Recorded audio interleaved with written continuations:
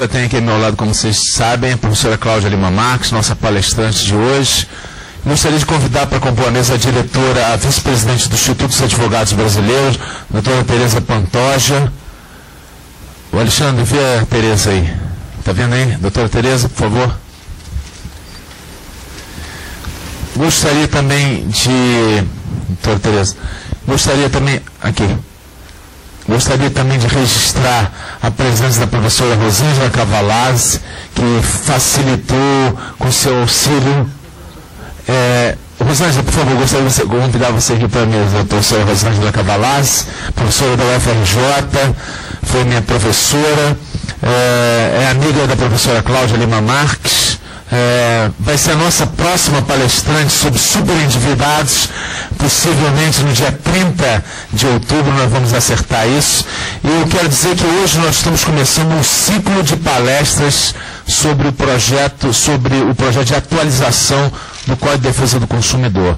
E nada melhor para falar sobre esses projetos que já estão no Senado tramitando, que a professora Cláudia Lima Marques. A professora Cláudia Lima Marques é uma pessoa que dispensa apresentação, mas eu vou colocar que ela, para a gente é muito honroso, ela é membro da Comissão de Direito do Consumidor do Instituto dos Advogados. Aqui no Instituto, ela é membro da comissão que foi nomeada, a Comissão de Notáveis pelo Senado Federal, para apresentar o anteprojeto, esse anteprojeto que virou projeto de lei, 3 projetos de lei do Senado. Então é muito honroso para a gente poder recebê-la, aproveitando uma carona, né, doutora Rosângela, na carona que ela hoje pela manhã fez uma brilhante, e aqui fará outra brilhante palestra, hoje pela manhã esteve na Emerge, na Escola da Magistratura. A gente começou a tratar dessa palestra, ela estava em Sófia, na Bulgária, por e-mail. É uma gaúcha cidadã do mundo que viaja realmente por todos, falando direito do consumidor. E para a gente é um orgulho aqui para nós brasileiros, ela que esteja aqui com a gente. Eu queria registrar também a presença de membros da Comissão de Direito do Consumidor do IAB, doutor Alexandre Brandão, doutora Beatriz Dottori. E sem mais, eu vou passar a palavra para a doutora Cláudia. Eu me esqueci apenas, eu vou perguntar à minha vice-presidente que ela tem que falar, obviamente. Só vou aqui dizer a justificativa do nosso presidente Fernando Fragoso, que hoje não pôde estar aqui e mandou... O IAB hoje está patrocinando também o ato de repúdio ao projeto 236, que é o projeto que pretende instituir o novo Código Penal no Brasil. E o presidente Fernando Fragoso, um advogado criminalista de escola, está hoje às 19 horas no Salão Nobre da Faculdade de Direito da USP, em São Paulo, sob o comando do ex-ministro Miguel Reale, se associando a esse repúdio ao projeto que está tramitando de alteração do Código Penal. Mas ele manda aqui um abração carinhoso para a nossa queridíssima professora Cláudia Lima Marques, estimada parceira de nosso instituto. Então agora eu vou dar a palavra aqui rapidamente à nossa vice-presidente, Tereza Pantoja, doutora Tereza Pantoja, professora da PUC, e é uma das pessoas responsáveis por essa agitação cultural do Instituto dos Advogados. Hoje nós estamos fazendo essa palestra aqui, professora Cláudia, porque o plenário do Instituto está tendo uma outra palestra. E realmente tem muita promoção, tem muita coisa acontecendo, né? Tereza vai falar um pouquinho. Só me resta, depois da apresentação feita pelo Dr. Laerte, só me resta reiterar as boas-vindas à professora Cláudia Lima Marques e à professora Rosângela também Cavalazzi, que a acompanha, e dizer que realmente nós estamos muito satisfeitos com o atual desenvolvimento das atividades do Instituto. É uma satisfação muito grande receber a professora Cláudia Lima Marques e, principalmente, sendo certo que a professora Cláudia Lima Marques, o Dr. Laerte, Antônio Laerte, foram responsáveis, e a professora Rosângela, por uma audiência pública que o Instituto fez no ano passado para a discussão do projeto de reforma do Código de Defesa do Consumidor. Então, o Instituto gradualmente, mas inexoravelmente, está reassumindo a sua vocação histórica de centro de debate das altas questões jurídicas que afetam o país. Então, eu queria dar as boas-vindas aos senhores, agradecer a presença de todos e passar a palavra de volta para o Dr. Laerte.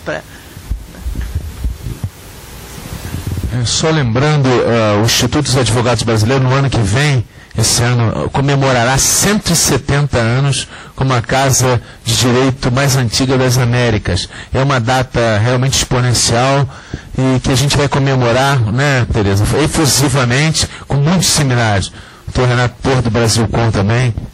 Professora Cláudia Lima Marques, tem a palavra.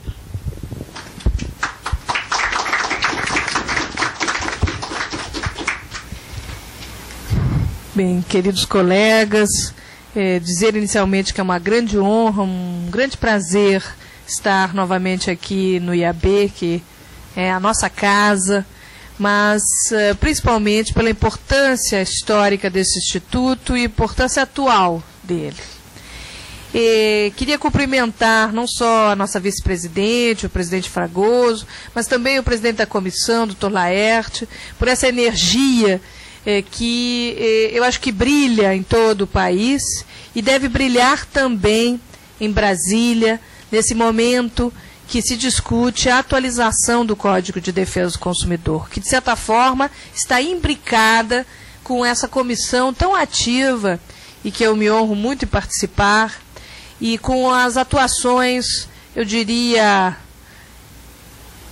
significativas e, ao mesmo tempo, decisivas do Instituto dos Advogados do Brasil, brasileiro, justamente quando o IAB se manifestava logo no início, quando se discutia ainda que forma teria essa atualização.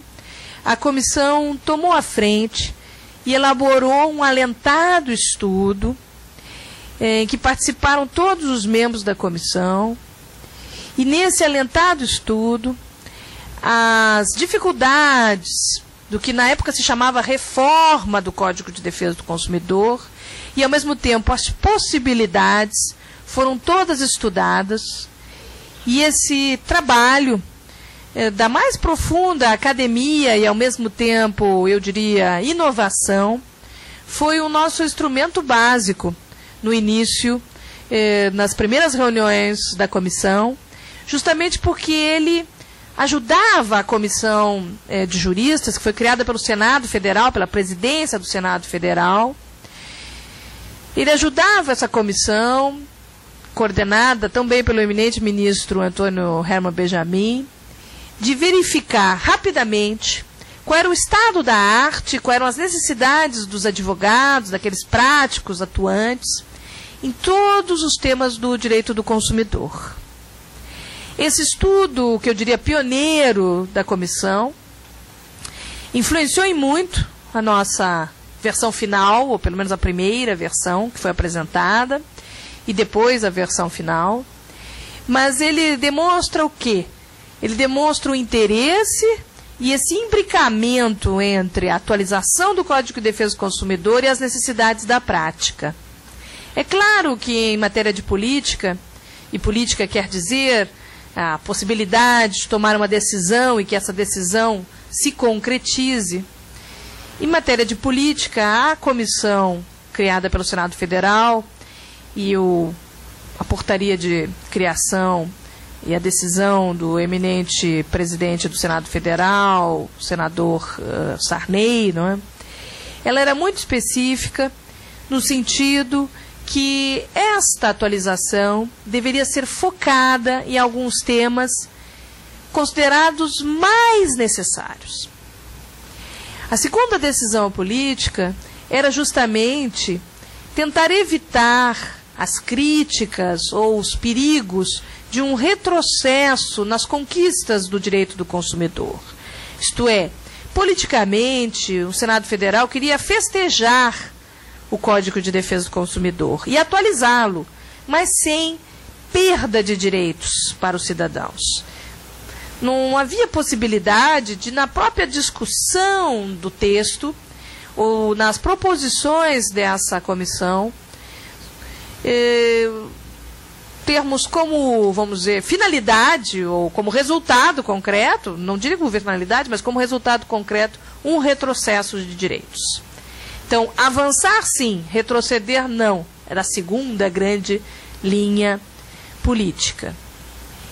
E a terceira linha política era não de consolidar todos os projetos de lei em tramitação, isto é, não criar uma comissão de juristas que se substituísse ao Senado Federal ou à Câmara, que estava realmente eleita para isso.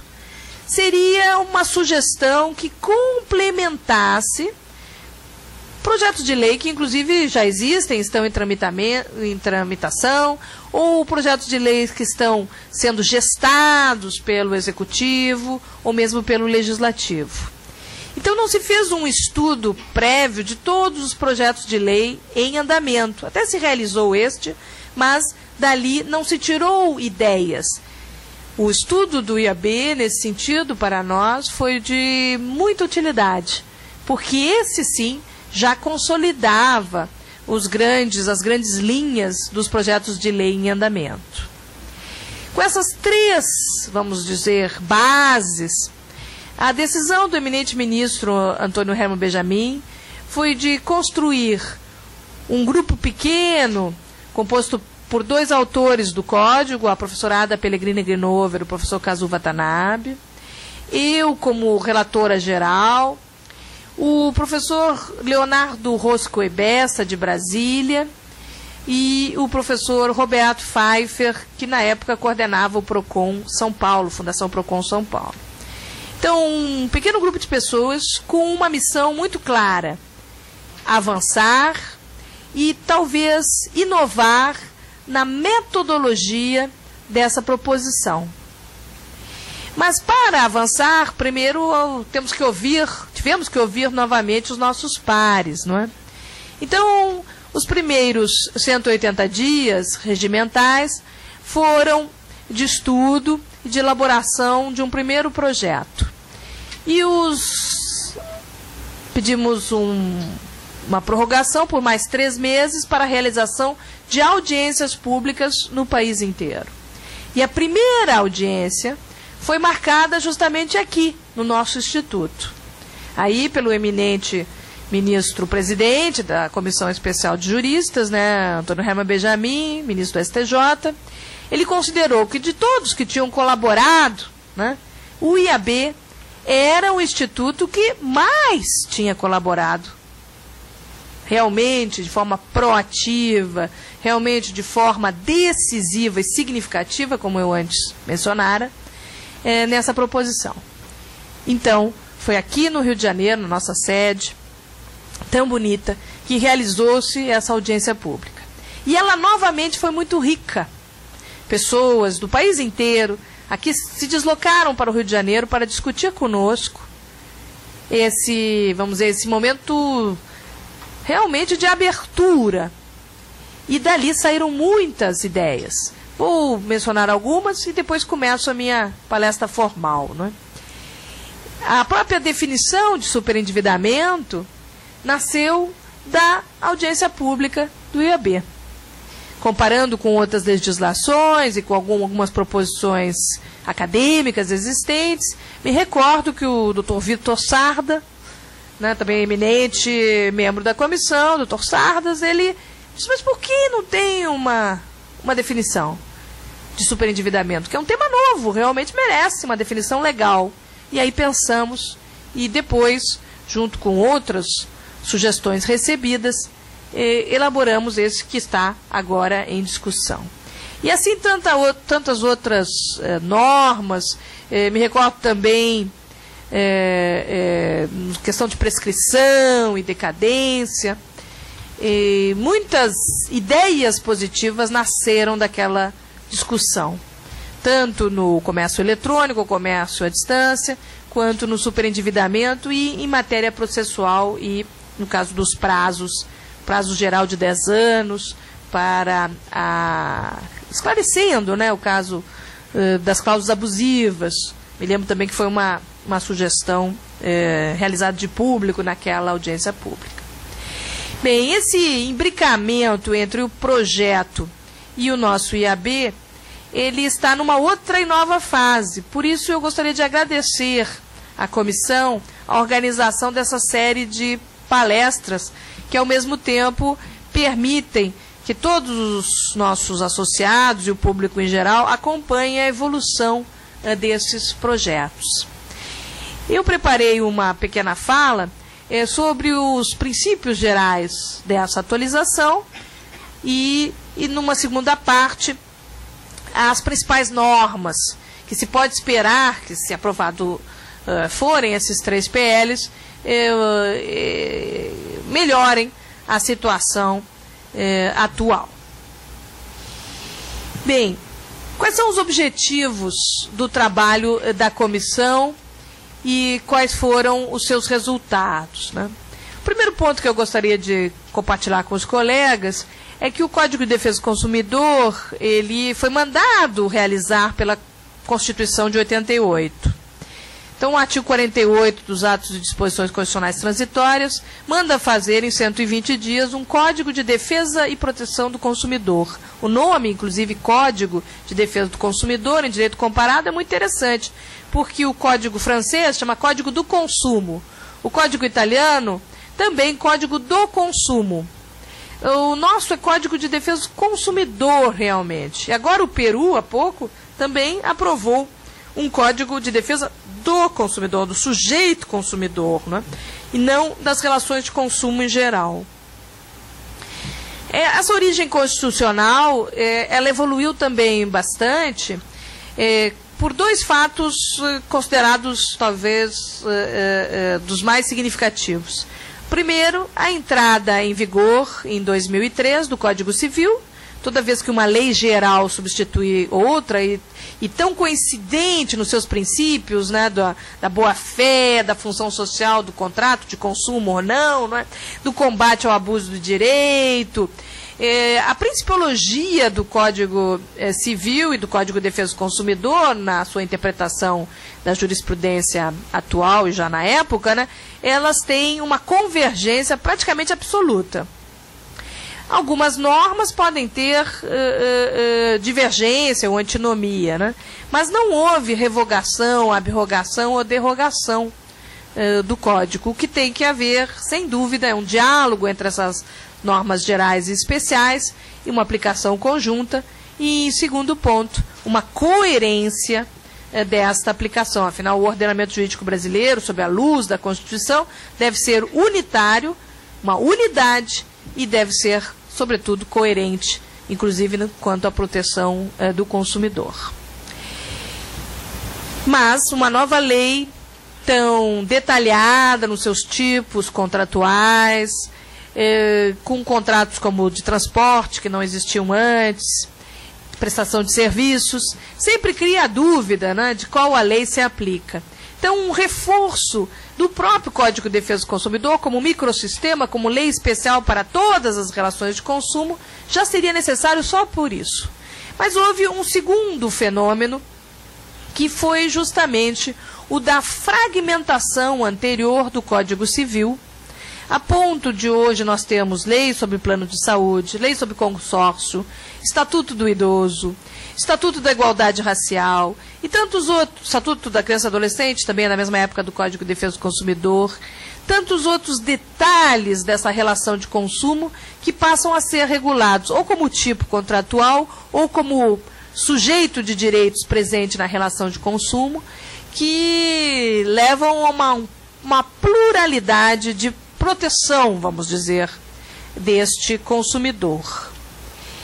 E uma dessas discussões sobre o pluralismo de fontes, ou o diálogo das fontes, foi a ADIM dos bancos, a ADIM 2591, que começou em 2001, proposta pela CONCIF, que é uma confederação dos bancos, das seguradoras, das financeiras, e que discutia a constitucionalidade do parágrafo 2º do artigo 3º, que ao definir fornecedor incluiu os serviços de natureza financeira, de crédito, securitárias e bancárias, em geral.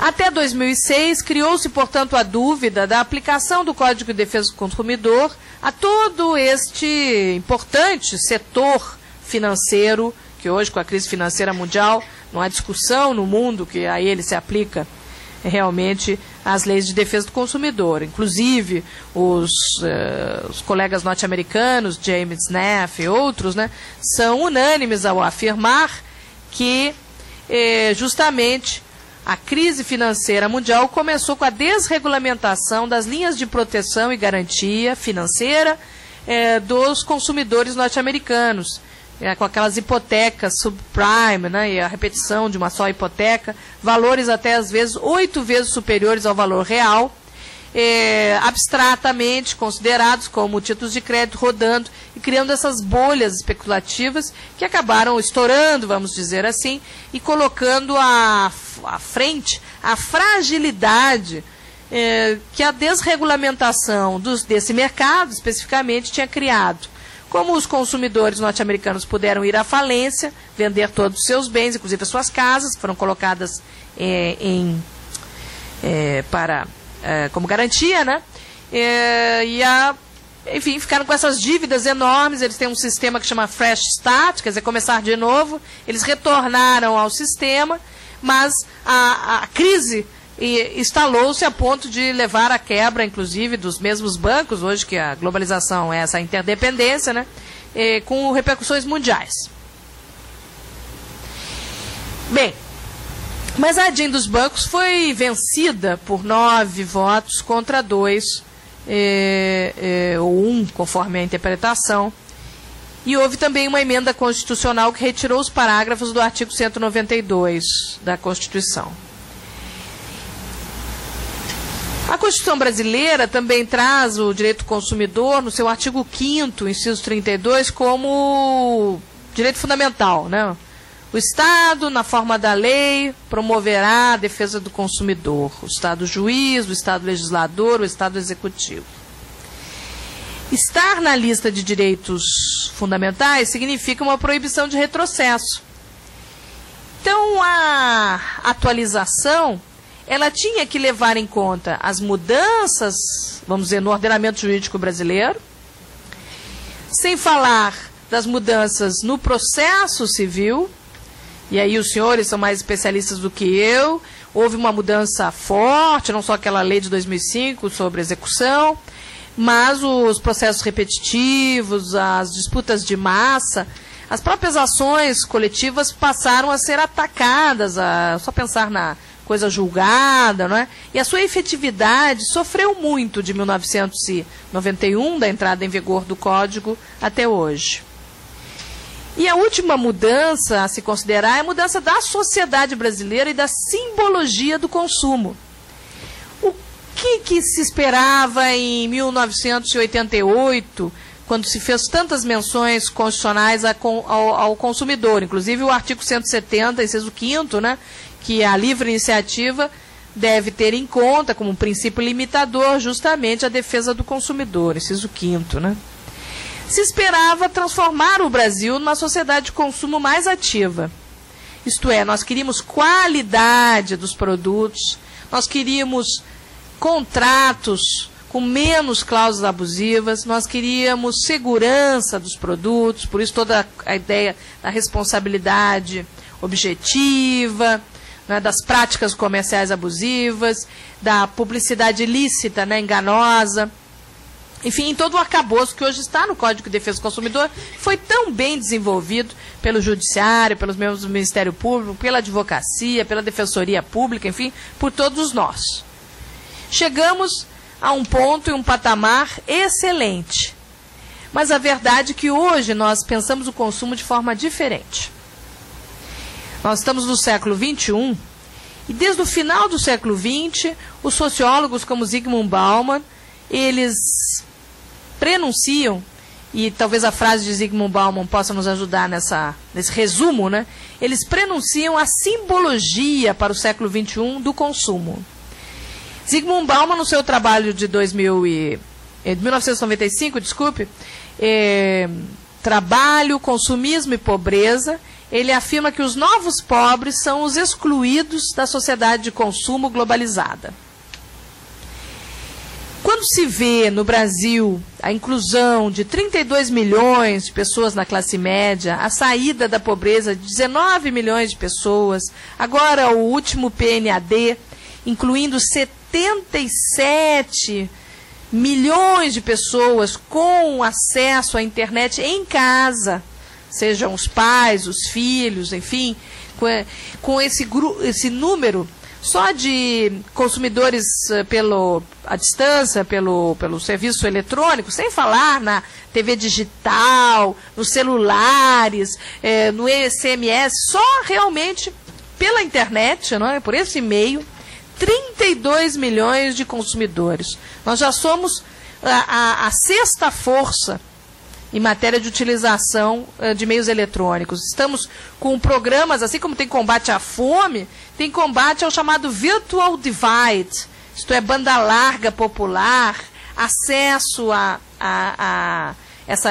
vamos dizer, acesso domiciliar à internet e outros meios de comunicação à distância. Então, a nossa sociedade, ela vê o consumo hoje, o consumo, vamos dizer, quase de primeiro mundo, né? Como realmente um acesso à riqueza. A riqueza hoje, ou a inclusão na sociedade de consumo, faz parte do que o homo econômico, etnocultural, quer dizer, o homem do século XXI, quer ser. Seja ele de que classe do país, ele vê a saída, vamos dizer, de um país em desenvolvimento para um país desenvolvido através do consumo. Se nós pensarmos que hoje o acesso a cartões de crédito, contas bancárias, antigamente era uma espécie de elite que tinha contas bancárias de cheque, né? Hoje, ao contrário, todo mundo tem, e só ver o número de cartões de débito e de crédito, né, são 592 milhões. Se nós somos 192, cada um tem 4. 4 cartões bancários de crédito e um só cartão com chip tem uma multifuncionalidade. E não importa exatamente se a pessoa tem até um salário mínimo, também vai ter acesso a essa bancarização, essa informatização bancária, que é muito positiva. Mas a simbologia desse consumo quer dizer, estar na sociedade de consumo é ser um cidadão ativo, um cidadão proativo, ser alguém na sociedade. A distinção através do consumo. A qualificação através do consumo. Seja de uma língua estrangeira, de um serviço, né? De uma formação, numa educação, seja um plano de saúde suplementar, né? Não ter que esperar pelo SUS, mas conseguir um consumo, vamos dizer, mais rápido. Isso hoje qualifica, distingue as pessoas. Então, o que quer o cidadão do século XXI? Ele quer acesso e manutenção desses vínculos contratuais, desses vínculos de consumo. A maior pobreza hoje não é não ter riqueza, que era o que nós dizíamos antigamente, né? A pobreza é hoje não ter acesso à riqueza, não ter crédito, não ter nome na praça, não ter condições de acesso, não estar incluído em algum desses projetos, vamos dizer, do Brasil do futuro. Então, essas mudanças são mudanças sociais, são mudanças econômicas, são mudanças muito positivas para o país. E as mudanças jurídicas, pode-se criticar, mas elas também foram positivas. Então, o que se quer aqui? Terminando essa primeira parte, quais são os objetivos da nossa comissão e desse projeto que bebeu tanto, vamos dizer, dos trabalhos do IAB e agora eu acho que já está, de certa forma, consolidando-se. Antônio Hermann Benjamin menciona 3 dimensões do código que devem ser reforçadas. A primeira é esse reforço constitucional. Para que o nosso direito privado tenha unidade, mas que se valorize as menções constitucionais do Código de Defesa do Consumidor e a vitória da ADIM dos bancos, nós realmente precisamos reforçar a aplicação do Código de Defesa do Consumidor. Ele tem que ser um microsistema importante e muito aplicado. Daí porque a interpretação deve ser a mais favorável ao consumidor, a aplicação deve ser, assim como todo, a fonte constitucional ex officio, com respeito ao contraditório, mas ex officio. A nulidade da cláusula deve ser absoluta, justamente para que, sempre que há uma exceção, esta seja prevista. A segunda, e aqui no reforço constitucional, entram todas as ideias que pontuaram a ideia de microsistema. É por isso que os 3 projetos de lei, eles incluem seções, uma seção sobre comércio eletrônico e à distância, após o artigo 45, depois das práticas abusivas. A seção sobre crédito e superendividamento, é após o artigo 54. E uma terceira seção sobre procedimento das ações coletivas, na parte processual. E uma última seção sobre conciliação global e plano de pagamento, no caso de superendividamento do consumidor. 4 seções que não retiram direitos do consumidor, mas incluem novas especificações da boa-fé, da transparência, da clareza, no caso do superendividamento, no caso do comércio eletrônico, as novas ideias de assédio, de consumo, são práticas comerciais abusivas novas, aquela legislação especial norte-americana sobre cartões de crédito, a possibilidade da pessoa identificar, enfim, erros no cartões de crédito, ou nas suas compras, ou dificuldades no pagamento, né? Enfim, o desenvolvimento do direito comparado, tanto as novas diretivas europeias sobre direitos do consumidor, incluir e atualizar com isso o Código de Defesa do Consumidor, mas em setores novos, que vão ser redimensionados. Um parágrafo único no artigo 7º sobre o diálogo das fontes, e assim por diante. A segunda dimensão é quase como uma espécie de consequência dessa primeira, né? Tivemos o Estatuto do Idoso, tivemos uma série de normas sobre a não discriminação, seja pela igualdade racial, seja frente a pessoas com portadoras de necessidades especiais. Então, o Antônio Hermann Benjamin chamou essa dimensão de dimensão ético-inclusiva e solidarista, porque ela tem reflexos realmente nas relações entre fornecedores e consumidores, desses privilégios e de um tratamento mais sensível, por exemplo, aos analfabetos, às pessoas doentes, não é? Que ele chama de hipervulneráveis. São consumidores, mas é um consumidor idoso. É um consumidor portador de necessidades especiais, antigamente chamado de deficiente, não é? E nesse sentido, os dados são impressionantes.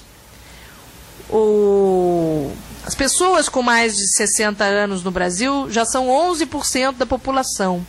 Assim como nós dobramos a nossa classe alta de 5,9% para mais de 10%, nessa década da igualdade, segundo a Fundação Getúlio Vargas e o IPEA, essa última década, né? Nós também temos um grau impressionante de analfabetismo funcional entre esses idosos. Em algumas regiões do país chega a 30,8%. Nessa faixa, na faixa das pessoas em formação, o analfabetismo já está bem combatido no país. Mas, de qualquer maneira, 30% é muito. Nós temos que considerar a inclusão dessa população, nós temos que considerar o direito do consumidor como um direito inclusivo, isto é, distributivo, chances iguais, igualdade e liberdade sempre do mais fraco e não só do mais forte, e com isto potencializar a aplicação do Código de Defesa do Consumidor. Aqui as novidades mais importantes são esse do combate ao assédio de consumo, controle de algumas práticas comerciais consideradas abusivas mesmo nos Estados Unidos e outros países de primeiro mundo, menções publicitárias que são enganosas per se, que também vão, vamos dizer, ser incluídas nessas seções novas. E a última dimensão é a dimensão da confiança. Reforçar a confiança e a efetividade do Código de Defesa do Consumidor, criando maior segurança jurídica, inclusive sobre a própria aplicação do Código de Defesa do Consumidor. Porque não adianta assegurar direitos se não há instrumentos, se não há segurança de que lei se aplica e como ela se aplica.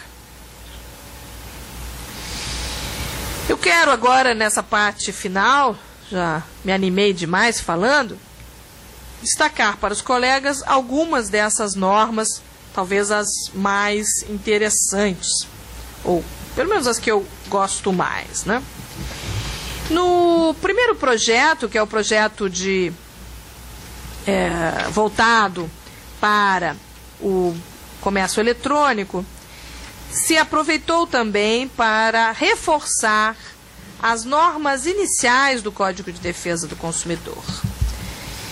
Então, no artigo 1º, que é sobre ordem pública e interesse social, se incluiu um parágrafo 1º, com o seguinte texto: as normas e os negócios jurídicos devem ser interpretados e integrados, as lacunas, né, da maneira mais favorável ao consumidor. Isso está implícito no Código, é só aqui esclarecido, né? Parágrafo 2º, o Poder Judiciário, no âmbito do processo em curso, e a administração pública devem assegurar a efetividade das normas de defesa do consumidor, conhecendo de ofício a sua violação. No artigo 5º, se incluiu como instrumentos do Estado, da presença do Estado nesse mercado, um cadastro de bloqueio de recebimento de oferta ou comunicação telefônica, eletrônica ou de dados. Iniciativas que já existem no país, em alguns estados, em algumas cidades, mas que agora são generalizadas. Também uma menção sobre a prevenção e tratamento do superendividamento e a proteção do consumidor, pessoa física de boa-fé, visando garantir o mínimo existencial. Outro dado também constitucional que vem aqui mencionado. E no artigo 6º dos direitos fundamentais, se inclui outros direitos fundamentais, como a segurança e a privacidade de comunicação, oferta, cadastro, qualquer operação por meio eletrônico, preservada a confidencialidade das informações e dados prestados e coletados. Um direito à inscrição em cadastro de bloqueio de oferta, comunicação telefônica, eletrônica ou de dados, desses opt-out, né? A garantia de práticas de crédito responsável, prevenção e tratamento das situações de superendividamento do consumidor pessoa física. A prevenção do superendividamento e proteção do consumidor pessoa física de boa-fé, preservando o mínimo existencial por meio da revisão e repactuação da dívida, dentre outras medidas. E a confirmação pelo fornecedor de recebimento da manifestação do consumidor de aceitação da oferta, inclusive eletrônica, de produtos e serviços. São direitos básicos que se unem aos já existentes, por exemplo, da opção, da informação, do combate ao abuso, enfim, todos os que já estavam ali. E no parágrafo 7º, um parágrafo 2º, aplica-se ao consumidor a norma mais favorável ao exercício de seus direitos e pretensões. E por que esse reforço também é o diálogo das fontes, isto é, a aplicação conjunta das várias normas, mesmo que gerais ou especiais, oriundas dessa pluralidade do nosso ordenamento jurídico? Justamente porque de todas essas normas, a finalidade, e acho que essa é o próprio do Código de Defesa do Consumidor, deve ser a proteção desses direitos e pretensões do consumidor. Portanto, reforçar a parte geral do Código de Defesa do Consumidor. 2 artigos que estavam com redação mais desatualizada, que é o artigo 33 sobre contatos telefônicos e o 49, também merecem uma atualização, uma inclusão de ideias típicas hoje da chamada contratação à distância.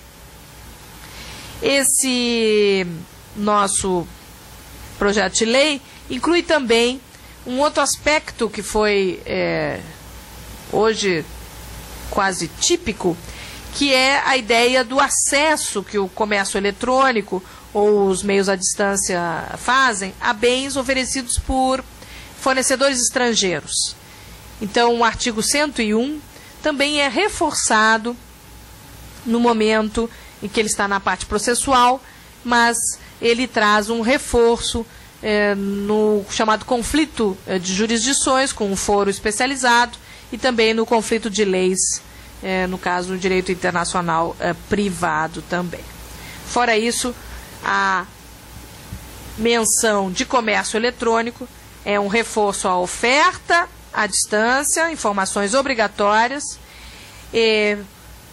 preservação da ideia de vulnerabilidade do consumidor no meio à distância. Quanto à privacidade, nós temos um artigo que abre esse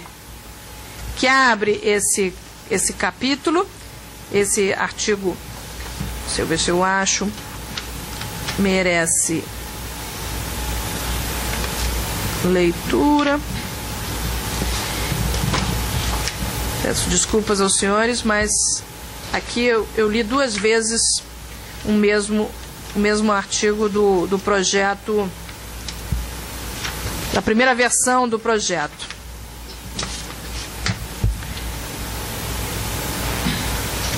Deixa eu ver se eu acho o projeto final. Está aqui. Do comércio eletrônico. Então, ficou assim, do comércio eletrônico, artigo 45A.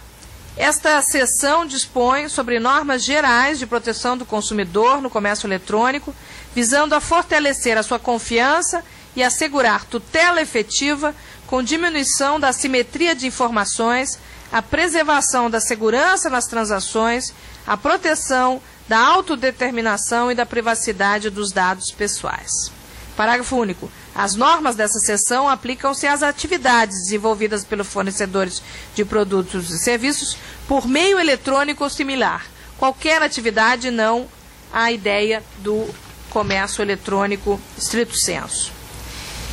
Bem, da leitura que fiz daqueles artigos, apenas 4 deles ficaram. Eu leio o dos direitos fundamentais, que ficou o seguinte. Eu acabei lendo o projeto prévio.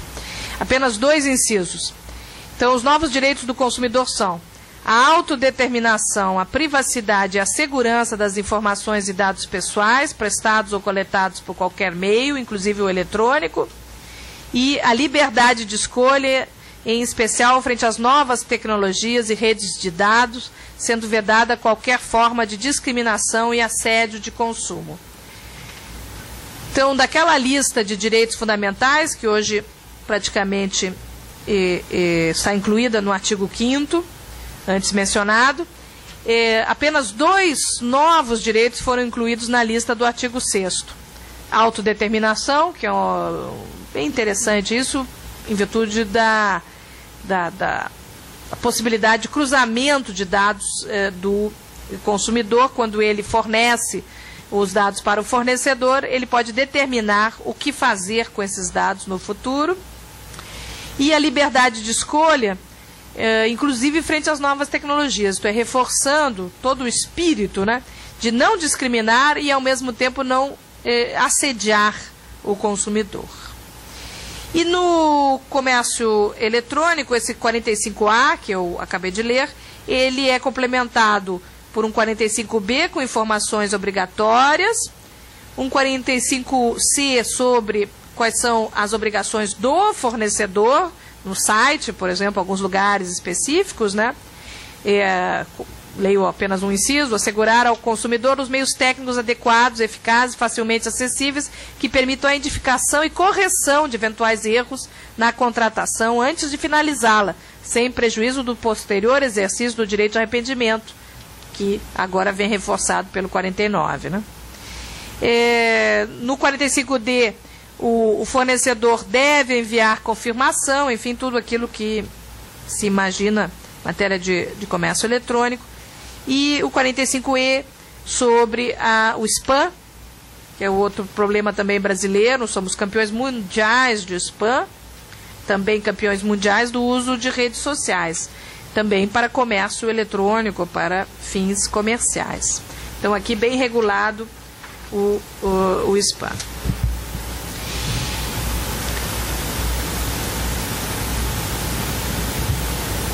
E a proteção internacional do consumidor, que eu já havia mencionado.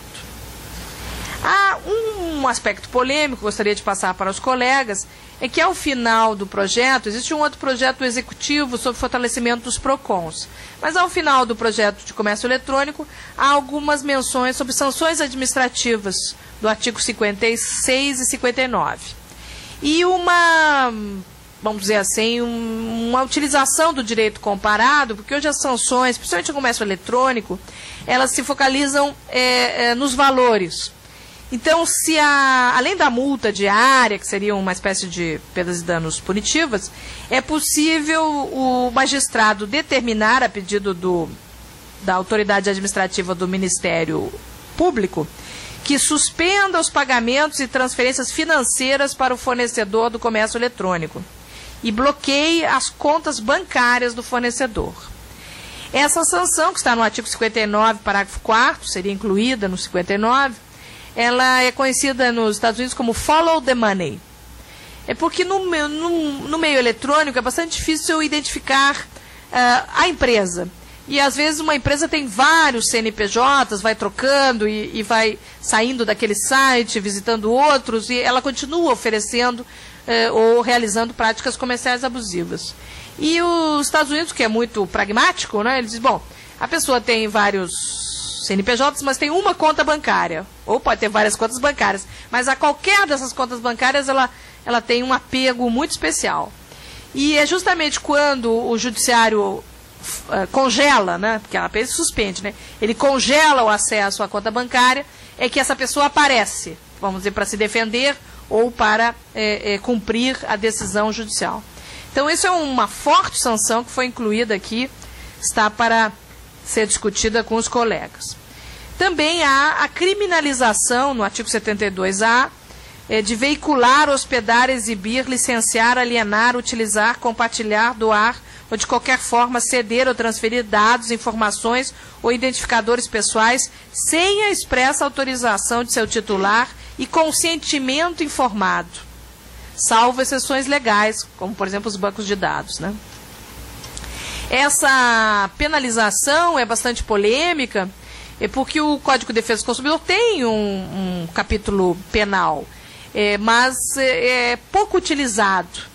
E aqui a pena é fortíssima, é reclusão de 1 a 4 anos e multa. Justamente para valorar a privacidade e os dados pessoais que aqui, então, além da menção, vamos dizer, civil, da menção administrativa, uma menção penal.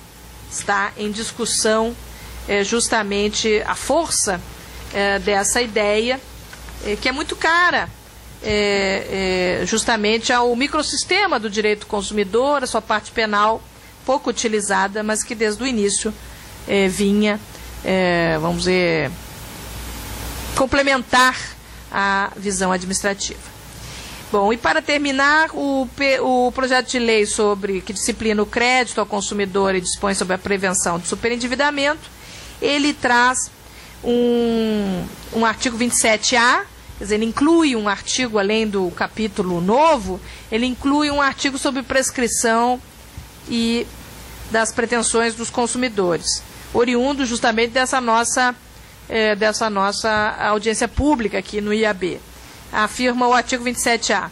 As pretensões dos consumidores não reguladas nessa seção, que já tem o 26 e o 27, portanto, vício do produto e fato do produto, prescrevem em 10 anos, se a lei não estabelecer prazo mais favorável ao sujeito vulnerável, quer dizer, ao consumidor. E depois, um parágrafo 2º também, sobre o problema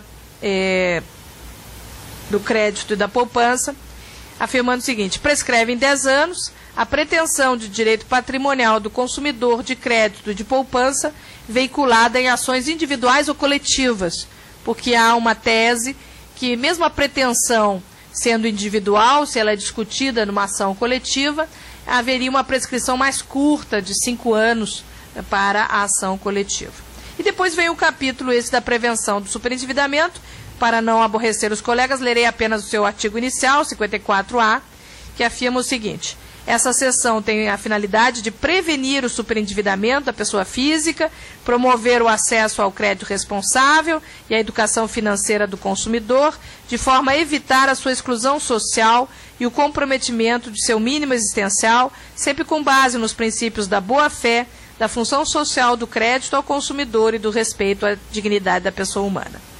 Inclui informações obrigatórias, crédito responsável, combate ao assédio de consumo,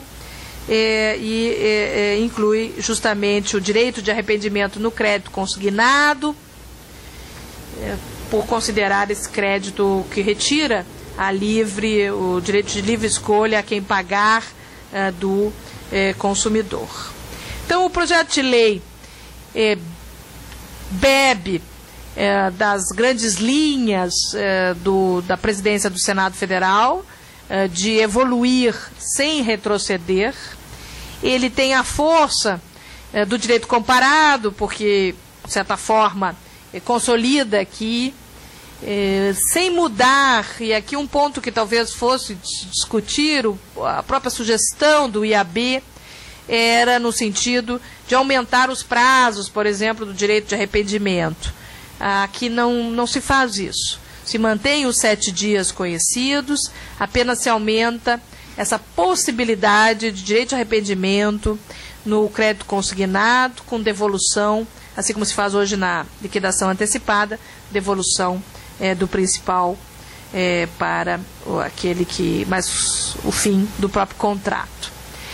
Esta versão final do projeto, ela bebeu, vamos dizer, dessa lógica de focar as suas normas naquilo que era mais necessário.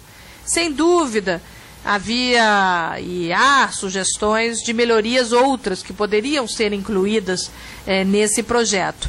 Mas, como tivemos 35 reuniões técnicas que discutiram com os diversos setores, tanto no comércio eletrônico, a FEBRABAN, a CONCIF, inclusive, as seguradoras, enfim, todos os envolvidos, o Ministério Público, os defensores da União, os defensores públicos. Houve todo um esforço de se conscientizar da necessidade, ou se incluir um consenso neste texto, que é um texto de meio, né?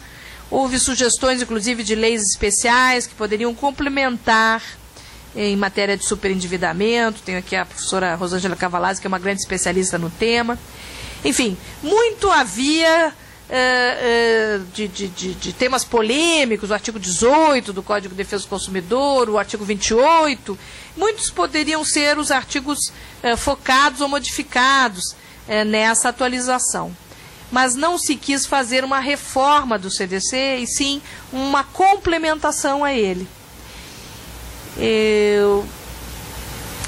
Em matéria processual, se tentou apenas especificar o procedimento das ações coletivas. É só isso que inclui-se aqui. Esse procedimento não deveria e não pode ser igual aquela lei de ações coletivas que foi recusada no Senado Federal e na Câmara, não é? Portanto, o capítulo traz apenas, o capítulo esse 1A, que é incluído, um procedimento da ação coletiva, para tentar esse consenso, tentar essa aproximação de todos os envolvidos. Foram 14 audiências públicas em todas as regiões do país, a começar aqui pelo IAB, né, no Rio de Janeiro, e 35 reuniões técnicas com os interessados. Esse projeto final merece, sem dúvida, uma análise detalhada e deve conter ainda alguns problemas, alguns erros, mas a ordem agora é justamente retirar aquilo que não for consensuado e avançar, pelo menos, num reforço do microsistema do Código de Defesa do Consumidor, para que esse reforço possa significar ou sinalizar uma vontade política de proteção do consumidor nesse início de século XXI. Né? Se fala muito no novo Código Comercial, se fala muito em modificações do Código Civil, mas também se deve falar, sem dúvida, nesse adornamento do Código de Defesa do Consumidor. O IAB, mais uma vez, está na frente, né, discutindo isto, está na frente, sugerindo e aqui consolidando avanços, como se nota nessas normas. Se o momento é histórico, não é um momento decisivo, eu acho que o nosso Instituto está preparado para fazer, e vamos dizer assim, para realizar, mais uma vez, a sua função, que é ajudar ao nosso parlamento, né, a tomar a melhor decisão possível, nesse caso da atualização do Código de Defesa do Consumidor. Espero e tenho certeza que conto com o apoio de todos para que nós saiamos desse processo com novos direitos para o consumidor, isto é, avançando.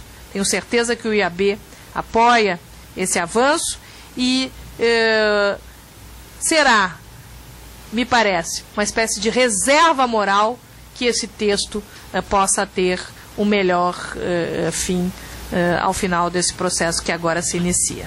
Muito obrigada.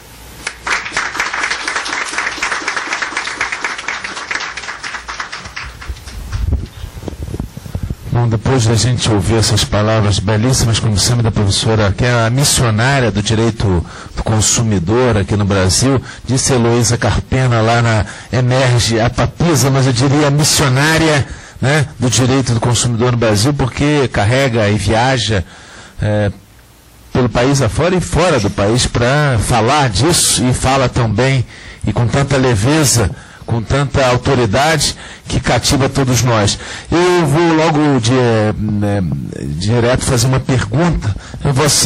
A senhora já tocou um pouco, mas eu volto. Quero registrar aqui a presença do Dr. Felipe Borg, que veio do outro lado da cidade, rápido, e tem sido um grande colaborador na Comissão de Direito do Consumidor do IAB, sobretudo na questão do processo coletivo, onde está na subcomissão, e é defensor público, participou ativamente dessa audiência, né?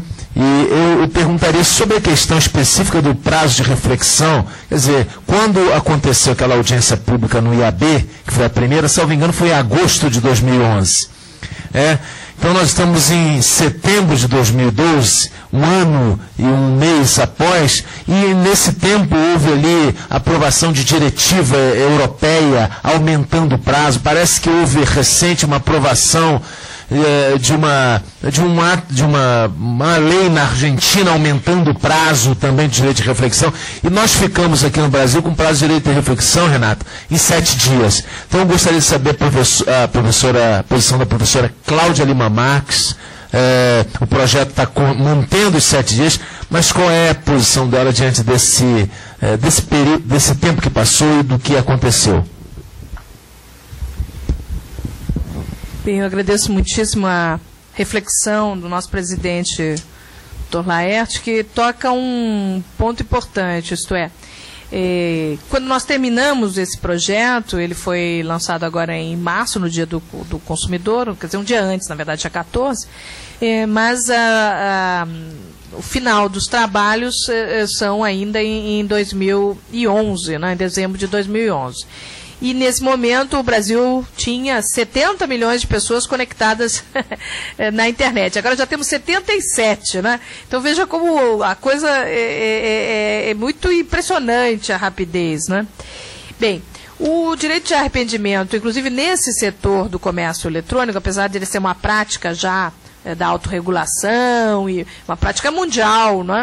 Nos Estados Unidos, 15 dias, na Europa agora, por essa diretiva mencionada dos direitos do consumidor, uniformizado em 14 dias, e se a informação não chega, pode ir até 3 meses ou 2 meses, né? Eles fizeram uma uniformização bem forte, assim. A Argentina também mencionada passou para 10 dias, tinha 5 dias, passou para 10, não é? E o projeto mantém 7 dias. Eu acho que foi uma coisa estratégica da comissão de juristas não modificar, quer dizer, modificar o artigo 49, mas não modificar o prazo, para evitar uma espécie de, vamos dizer assim, repúdio ao prazo previsto em 1990, não é? Há apenas um parágrafo 2º que menciona, define contratação à distância, e o parágrafo 3º, que é bastante interessante, ele equipara a contratação à distância, mesmo que seja no estabelecimento comercial, mas a pessoa não teve acesso ao bem, né? Então, são casos concretos trazidos nesse 49, mas sem mudar a essência. Né? Eu particularmente concordo que o prazo é muito curto, mas é uma estratégia de aprovação, né, vamos dizer assim. Aumenta-se o direito de arrependimento nos seus detalhes, mas não no seu prazo. Considerando que é mais ou menos um uso do Brasil, já estaria estabilizado, né, o prazo de 7 dias. Então, é um direito mais forte, mas mantém o prazo curto. Eu, particularmente, já escrevi também que concordo com vamos dizer, a extensão europeia. Em caso de falha na informação, se deveria, sem dúvida, prorrogar esse prazo de arrependimento. O que está no texto do 49, eu passo a ler o caput, é o seguinte: o consumidor pode desistir da contratação à distância no prazo de 7 dias a contar da aceitação da oferta ou do recebimento ou disponibilidade do produto ou serviço, o que ocorrer por último. Isto é, tentando aquela ideia que é da toda a atualização, que é da visão mais favorável ao consumidor. Então, 3 momentos e o que acontecer por último. Talvez realmente seja insuficiente, mas foi uma espécie de estratégia, eu diria, de aprovação desse artigo 49, que é muito reforçado justamente ao incluir novos direitos de informação, uma forma clara e ostensiva dessas informações, da possibilidade de identificação do erro, né? Melhorar o próprio... Nós, infelizmente, não temos legislação sobre comércio eletrônico no país. Nem o Marco Civil da Internet fala alguma coisa sobre comércio eletrônico. Então, era preciso que esse artigo 49 enfrentasse a contratação à distância mais detalhadamente. Ele enfrenta detalhadamente, mas no prazo, mantém o prazo antigo. É uma pena. O que se pode dizer que, individualmente, ele não resolverá o problema do consumidor, mas ele traz um parágrafo 9º que inclui uma multa civil. Também passarei a ler esse parágrafo 9º. Diz o seguinte: o descumprimento dos deveres do fornecedor previstos nesse artigo, nos artigos da seção anterior, né, e seja a aplicação pelo Poder Judiciário de multa civil em valor adequado à gravidade da conduta e suficiente para inibir novas violações, sem prejuízo das sanções penais e administrativas cabíveis e da indenização por perdas e danos patrimoniais e morais ocasionados aos consumidores. Então, ao incluir a multa civil, se quer dar um exemplo, isto é, se o direito de arrependimento e esse reforço na informação do consumidor, inclusive sobre o próprio direito de arrependimento, né, que agora tem que ser mais informado ao consumidor, né, enviar ao consumidor confirmação individualizada, né, imediata do recebimento da manifestação dele, da manifestação de contratação e da manifestação de arrependimento. Enfim, se houver descumprimento desse reforço do processo, vamos dizer, de arrependimento, e isso for repetitivo, é possível, inclusive, essa multa civil direcionada para o fundo, toda a multa civil aqui vai ser direcionada para o fundo dos bens lesados, né? Então, o direitos difusos. Eu acho que foi uma espécie de caminho do meio. melhor teria sido, sem dúvida, os 14 dias europeus ou os 10 dias argentinos, mas se manteve os 7 dias dos usos e costumes brasileiros para poder aumentar, eu acho, na prática, né, os direitos do consumidor, inclusive a informação dele sobre o próprio direito de arrependimento, quando é que começou esse direito, quando vai terminar, né, são detalhes, mas acho que dá uma compensação, vamos dizer, ao conservadorismo do caput, né? Então, eu vou abrir agora para perguntas para a professora Rosângela Tenhuma. Quero dizer que a professora Cláudia Lima Marques, como todos sabem, é diretora da revista Direito Consumidor, que é a revista mais citada, não é isso, professora Cláudia, nos acordos em decisões judiciais, e acabou de receber agora uma menção, a senhora pode falar CAPES, não é? Um sentido... O Qualis destacou 3 revistas no país e nós tivemos a honra de ser Qualis A1, que eles chamam, né? Então, estamos muito contentes com a revista Direito Consumidor, com essa nova fase da revista, que tem repercutido muito e tem uma inserção internacional interessante e, por isso mesmo, está aberta aos colegas e às suas... Tem uma parte que é sobre trabalhos forenses, né?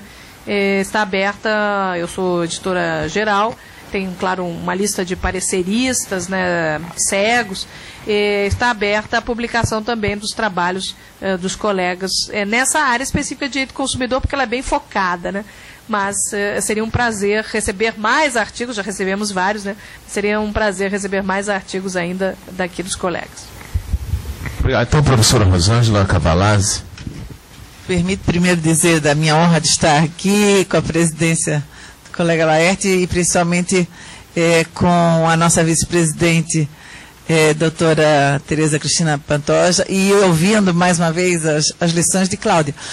Eu fico mais confortável, não fico feliz, é claro, no que diz respeito às exceções, né, quanto...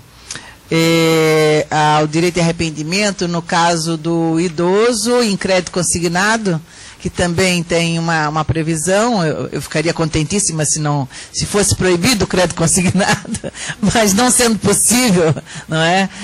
A exemplo do que a França consegue manter, mas, inclusive, porque aqui no estado do Rio de Janeiro nós temos uma situação, eu não diria sui generis, não é, mas atípica, onde existe uma possibilidade, inclusive legal, de uma margem de consignação que vai até 70% do salário.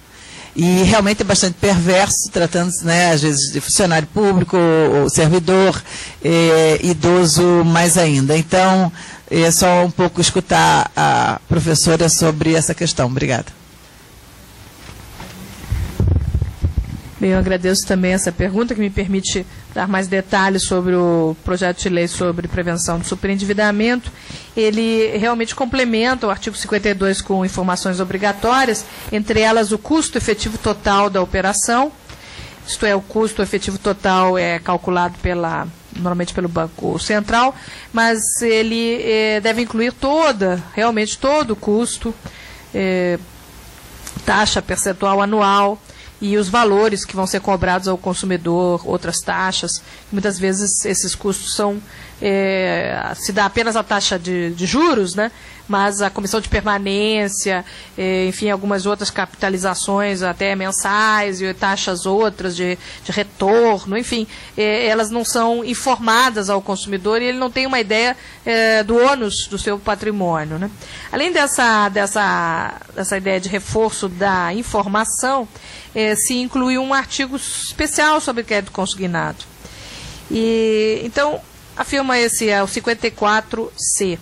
Sem prejuízo do disposto no artigo 46, no fornecimento de crédito, previamente à contratação, o fornecedor, o intermediário, deve, entre outras condutas... desculpe, esse não é o 45D. Esse é sobre o crédito responsável. Tá bom. Então, o 45D.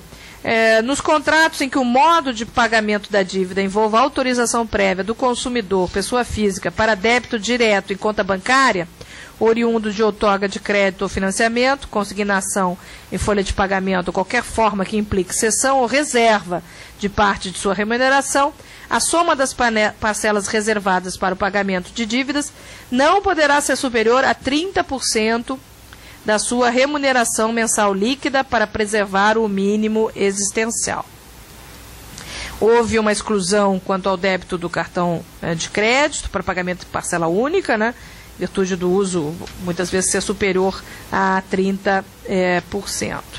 E no parágrafo 3º, o consumidor poderá, em 7 dias, desistir da contratação de crédito consignado, de que trata o caput desse artigo, a contar da data da celebração ou recebimento da cópia do contrato, sem necessidade de indicar o motivo. Mas, para o exercício do direito aqui previsto, o consumidor deve remeter o formulário ao fornecedor ou intermediário do crédito, que agora vai existir, né, por carta ou qualquer outro meio de comunicação, inclusive eletrônico, com registro de envio, e devolver ao fornecedor o valor que lhe foi entregue, acrescido dos eventuais juros incidentes, até a data efetiva da devolução, também no prazo de 7 dias, após ter notificado o fornecedor do arrependimento, caso o consumidor tenha sido informado previamente sobre a forma de devolução dos valores. A ideia é também ter todas essas informações, uma espécie de resumo executivo, como tem na Europa, né, que é numa só frase, tipo um quadradinho assim, se tem todas as taxas e vamos dizer, o ônus desse empréstimo, e também um formulário destacável, ou pelo menos no outro tipo de crédito, uma forma rápida de fazer o arrependimento do crédito consignado apenas, né, para evitar que ele seja concedido sem a necessidade de reflexão da própria pessoa que às vezes consigna por 72 meses ou 68 meses, né, ou compromete muito a sua capacidade de pagamento. No segundo ponto da pergunta da professora Rosângela Cavalazzi, é a ideia que o crédito consignado em alguns países, por exemplo a França, né, ele não é permitido para pessoas que ganham um salário mínimo. Então é um crédito consignado que ele mesmo é o mínimo existencial, né? A atualização do CDC foca muito na preservação do mínimo existencial, por isso que essa conciliação ela é feita com todos os credores, para que a pessoa possa reservar-se a um plano de pagamento, né? Não tem perdão de dívidas, mas é um plano de pagamento bastante longo, para que a pessoa possa reservar-se o mínimo existencial. Essas experiências europeias, elas demonstraram que é justamente a preservação do mínimo existencial que permite a pessoa pagar. Porque quando ela já não consegue mais fazer frente aos seus gastos mais, vamos dizer, de vida, ela simplesmente não paga aos seus credores. Quando é um crédito consignado, ela não tem essa chance, porque os valores já são retirados antes. Então, compromete realmente o mínimo existencial da pessoa, porque ela fica, às vezes, com quase sem nada, né, mensalmente para pagar, né? Então ela fica super endividada mais rapidamente, né?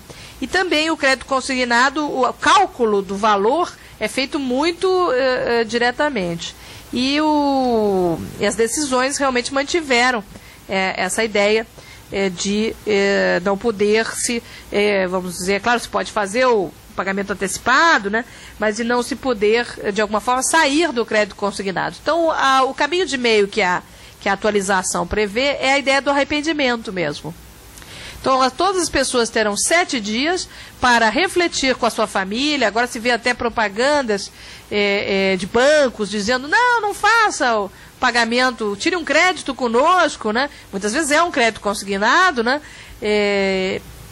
Enfim, para poder refletir qual é o melhor meio de pagamento, né, para fazer frente a essa necessidade dela, e também tirar essa falta de reflexão, às vezes, da própria compra e do próprio crédito consignado. A pessoa não tem uma visão muito clara de quanto da sua capacidade, vamos dizer, mensal, ela vai comprometer com isso.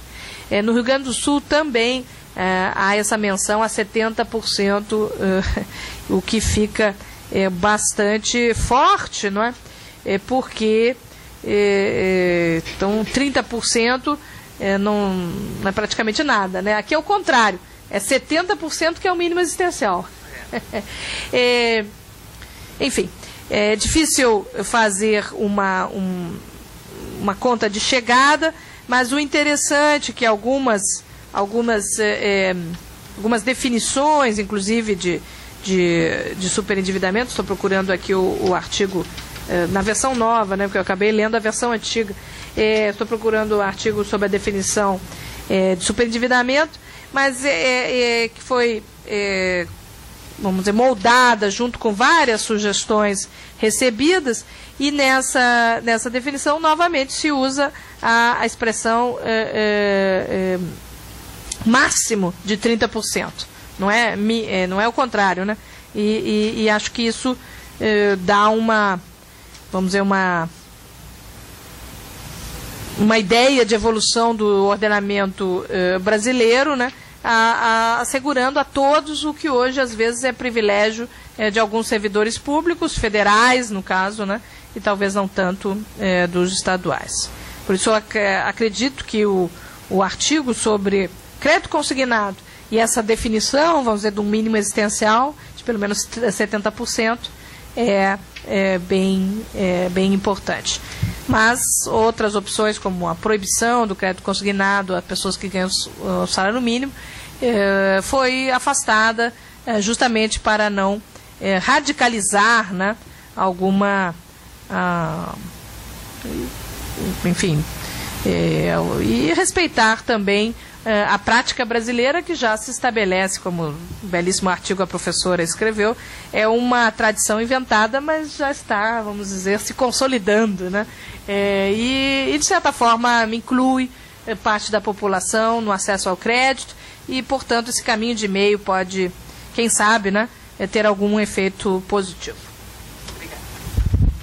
Obrigado. Eu queria agora, então, pedir à plateia, quem tem interesse de formular perguntas à professora Cláudia, pois não, colega. Só queria dizer o seguinte, a propósito de tudo, professora Cláudia, que você falou, na semana passada foi divulgado que os juros do cartão de crédito no Brasil de 300% ao ano, não é? E o curioso é que o jornal Valor Econômico dizia o seguinte, da maioria dos superendividados brasileiros estão naquela categoria, e dizia, aspas, no brasileiríssimo parcelado sem juros. Coisa que o anteprojeto está proibindo definitivamente. Quer dizer, o próprio jornal Valor Econômico, seja no brasileiríssimo, aspas, parcelado sem juros. Como é que existe parcelado sem juros? Nosso colega, por favor. Boa tarde, professora. Estou aqui enchendo o saco da senhora. De manhã já perturbei a senhora lá na EMEG, mas é uma oportunidade rara de ver a senhora 2 vezes no mesmo dia. Não poderia perder a oportunidade, muito menos de fazer mais uma pergunta, né?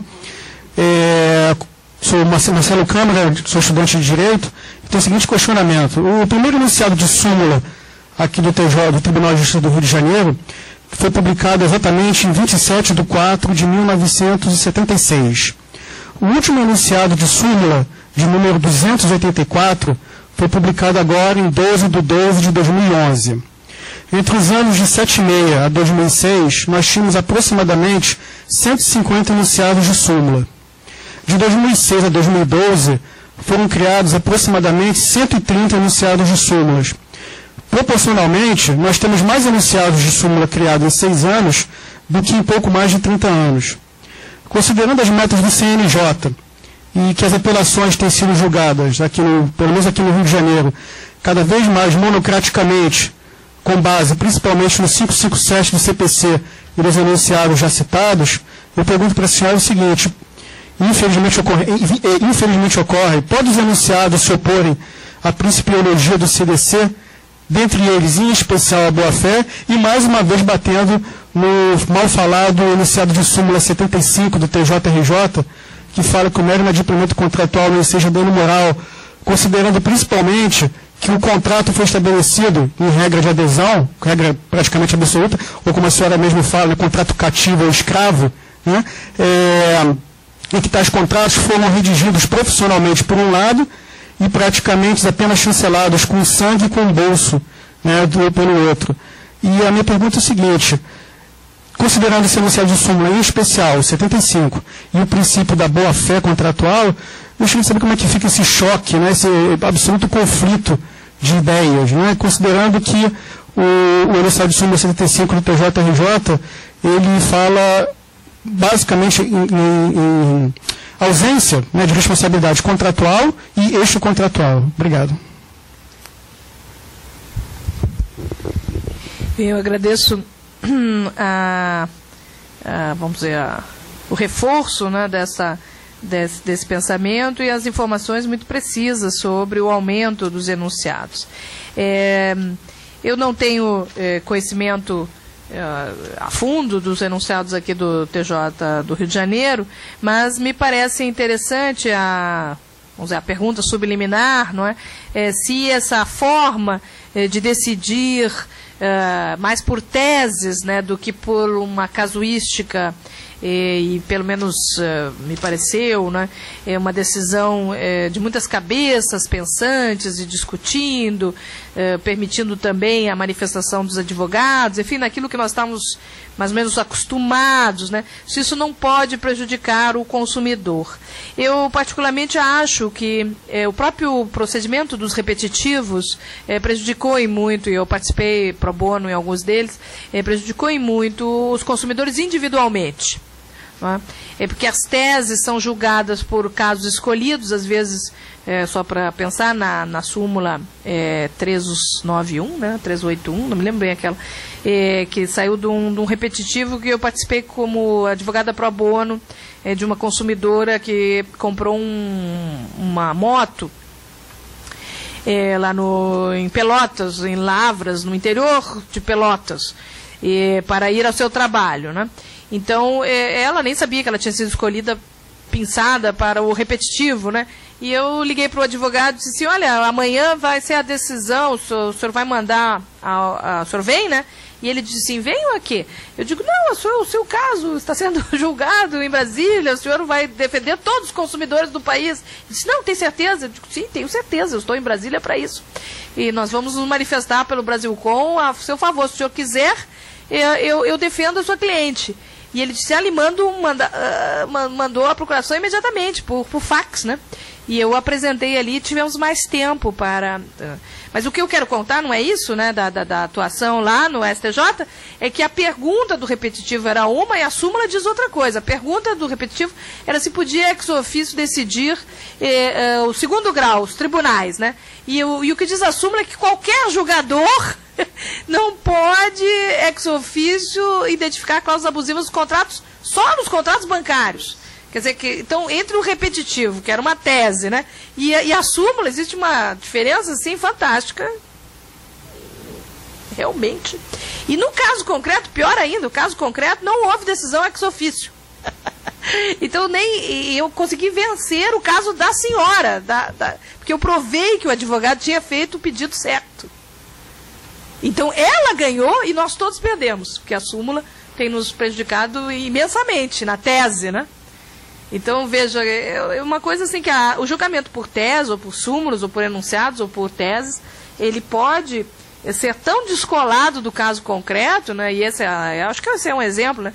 Que no caso concreto não havia decisão ex officio. E nós todos sofremos com uma súmula sobre não tem base aquela súmula. Mas, enfim, aconteceu. Então, ela venceu e todos. Então, realmente... me parece que a tendência de decisões apenas monocráticas e também com uma certa, vamos dizer, essa rapidez, que é outra observação implícita da sua pergunta, né? Que com essas, vamos dizer, objetivos, um deles é a rapidez da decisão. E, por vezes, alguns casos mais difíceis, hard case, necessitam tempo, né? Então, realmente, concordo com essas duas pontos, né? E acho que a própria atualização do CDC, ela tenta revigorar as ações coletivas, porque nas ações coletivas também são discutidas teses. Mas aí com pareceres, com tempo, né, ela vai dar uma espécie de prioridade de processamento da ação coletiva em relação a, inclusive, os repetitivos. para que ali, às vezes tem uma decisão, como aquela das taxas anuidade, né, de anuidade, não, taxa de mensalidade, parece, em que havia uma ação coletiva sobre o mesmo tema e se decidiu o repetitivo. No repetitivo não tinha nenhum parecer defendendo a posição dos consumidores, e foram convidados, sim, alguns amigos curiae, nós participamos do amigos curiae. Mas a ação coletiva estava muito mais bem instrumentalizada, mas ela não foi decidida até hoje. Então pode até ser decidida contra, mas agora não, né, porque já foi o repetitivo. Então é um pouco de ordem, talvez também se possa conseguir através dessa atualização do CDC, que quer reforçar o Código de Defesa do Consumidor como lei central também do procedimento coletivo, ou das grandes teses de direito do consumidor. Sobre o enunciado 75, especificamente, eu repito que a posição majoritária é hoje que não há, só pela violação de um dever contratual, não digo dever contratual, né, mas pela violação do próprio contrato, ou pela inclusão de cláusulas abusivas nos contratos, né, que também vai levar a uma sanção de abusividade do exercício do direito, só por esse ato não se considera que, em princípio, ele possa causar danos extrapatrimoniais. Danos morais, acho que sim, causa, né? Desculpe, danos patrimoniais, causa, mas danos extrapatrimoniais ou morais, vamos dizer, a posição majoritária é que é necessário um plus, algo que realmente demonstra ou a falta de informação ou as características pessoais do sujeito que levem que esse, vamos dizer, não é um aborrecimento, né? Até uma palavra que já está ficando meio pejorativa, né? É que essa perturbação do fim do contrato, né? É uma expressão neutra, né? Que o fim do contrato era e ele não foi atingido em virtude da violação dos deveres contratuais, que, havendo esse plus, se possa condenar também a danos morais. A outra solução foi o que eu mencionei aqui, são as multas civis, isto é, perdas e danos punitivas, que não beneficiam individualmente os consumidores, mas vão para esse fundo de interesse difuso. Essa é uma sanção mais norte-americana, se bem que lá há um benefício ao consumidor que vai na frente, que puxa, né, essas ações coletivas, as class action. Aqui a solução é um pouco diferente. Mas eu espero que com esse reforço do sistema do direito do consumidor, inclusive haja espaço para discussões, e se algumas dessas súmulas, de certa forma, fazem interpretações que possam violar o princípio da boa-fé, mencionado pelo colega, que se possa repensar com esse reforço do princípio da boa-fé, com esse reforço pedagógico, agora mais legislado, do direito do consumidor, que seria essa atualização do CDC na versão final. Eu peço desculpas aos colegas que eu li uma parte da versão inicial que foi discutida aqui na audiência pública, né? Mas que na versão final está mais lapidada justamente pelas críticas recebidas e pelas sugestões muito positivas, né, das audiências públicas e das reuniões técnicas. Eu só vou advertir que a professora Cláudia Lima Marques tem que sair daqui 6 em ponto, porque vai para o aeroporto do Galeão para embarcar para o Rio Grande do Sul. Então eu vou indagar, nós temos ainda alguns minutos. Alguém tem uma pergunta para dirigir a mesa? Por favor, peço que seja bem objetivo, porque nós estamos pegando carona na Emerge hoje. Boa tarde, professora doutora Cláudia. É bem prático, até envolvendo até a questão de viagem.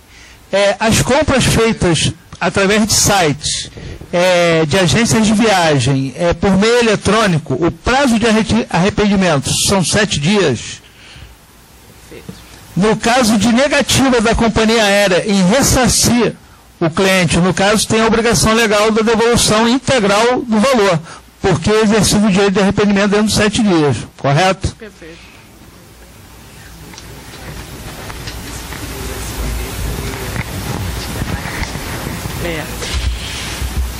Eu agradeço muitíssimo também a brevidade da reflexão. No momento, há ainda Uma outra característica do direito do consumidor, vamos dizer, atual, né, o pós-moderno, que complica um pouco a nossa situação, é que há uma discussão, primeiro, se o direito de arrependimento se aplica, vamos dizer, no estabelecimento comercial, se ele se aplica em toda a cadeia, e alguns principalmente alguns sites e alguns fornecedores tendem a dificultar vamos dizer, o exercício desse direito. Eu, respondendo à primeira parte da sua pergunta, sim, existe o direito de arrependimento, 7 dias, pelo atual 49, não precisa modificação de nada. Então, primeiro ponto ali. E o segundo ponto, a outra característica, além desse esforço, vamos dizer, para criar uma névoa em relação a esse direito, que existe uma regulamentação que vem das agências regulamentadoras, que por vezes não concretiza, ou pelo menos não facilita o exercício do direito do consumidor, que foi o mencionado antes da companhia aérea, que está na cadeia de fornecimento, também da validade, porque às vezes você se arrepende, mas não adianta, porque se o outro não vai devolver o dinheiro, que direito de arrependimento é esse? Né? Então, e isso foi visualizado na nossa atualização, e a ideia é justamente reforçar esse vínculo de conexão entre os vários contratos. Existe, inclusive, um artigo sobre contratos coligados, contratos conexos, contratos interdependentes, tentou-se utilizar todas as expressões para que nenhuma delas seja excluída dessa ideia da cadeia de fornecimento. Está também na atualização, justamente para reforçar isso. Nós identificamos esse problema, e não é que não se tenha direito, o problema é o exercício desse direito. Também aparece em matéria de alienação fiduciária, né? Quando o bem desaparece ou é roubado, etc., a pessoa tem que devolver o bem. Mas como é que vai devolver o bem? E tudo bem, aí não devolve o bem, mas fica com a dívida. Mas e o principal já acabou, e eu continuo com a dívida, e tem até uma decisão isolada, mas que existe, dizendo que não há interdependência, na minha opinião, contrariamente ao artigo 52.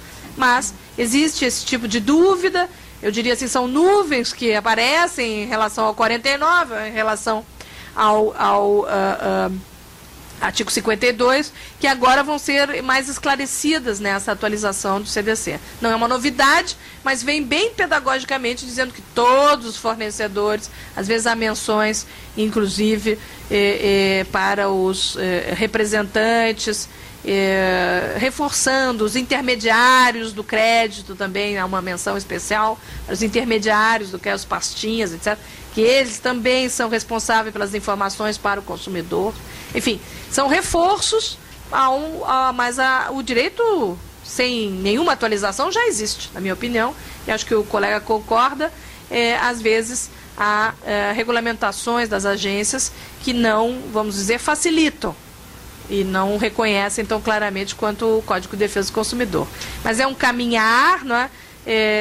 Para a efetivação ainda melhor dos nossos direitos, e acho que a atualização, nesse ponto, ela ganha, porque como houve mais espaço, foi possível, vamos dizer, esclarecer mais a boa-fé, o grau de boa-fé que essa relação entre fornecedor e consumidor deve ter, e as responsabilidades solidárias da cadeia, né?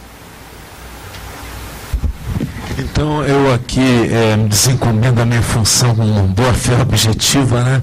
De modo que eu não venha a ser sancionado. A gente tem que encerrar, e também com o meu dever lateral de conduta, de cooperação, de transparência, né? De modo a não comprometer exatamente os dois filhos, na verdade os gêmeos da professora Cláudia.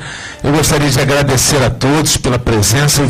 Agora a gente vai entregar aqui um significativo certificado, professora Cláudia, que deve ter muitos desses, né? Agradecendo, a gente apenas está começando um ciclo sobre a atualização do Código de Defesa do Consumidor. É a primeira palestra e não poderia começar melhor, de modo que nós temos uma semana promissora, começando segunda-feira com Cláudia Lima Marques, todos nós como advogados e estudantes, defensores, promotores, E agradecer e dizer a vocês que fiquem ligados no site do Instituto dos Advogados, e também aqueles que se cadastraram nessa palestra receberão por e-mail, não é isso, Alexandre? Esse novo tema, que deve ser, só vamos aguardar a aquiescência da professora Rosângela Cavalazzi sobre superendividados e acertar data e hora, e vai ser sempre no final da tarde, e devemos continuar esse ciclo aqui no Centro Cultural do Instituto, de modo que todos estão convidados. Eu gostaria muito que vocês estivessem presentes, porque a gente vai falar de temas que estão nesses 3 projetos de atualização, e depois temos aí sobre processos coletivos. O Dr. Renato Porto poderá, em nome do Brasilcom, também trazer alguma contribuição. Vamos avançar bastante. Então, eu gostaria de pedir à doutora Tereza Pantoja que fizesse entrega e falasse alguma coisa para a professora Cláudia. Professora Cláudia, só reiterar os cumprimentos pelo brilho da sua manifestação, da sua palestra. Agradecer muito, não quero me estender porque eu não quero atrasá-la. Agradecer muito.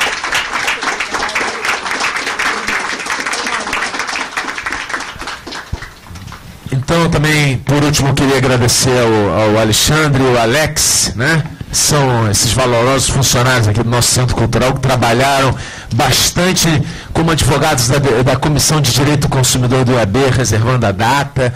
E agradeço também a professora Rosângela Cavalazzi pela ajuda, é uma companheira, e a todos que estiveram aqui. Nós voltamos, em princípio, pode ser que seja no dia 30 de outubro, vamos confirmar com a professora Rosângela, ou em outra data, tratando de assuntos da reforma de atualização do Código de Defesa do Consumidor. Muito obrigado, professora Cláudia, boa viagem de volta, boa tarde a todos, boa noite.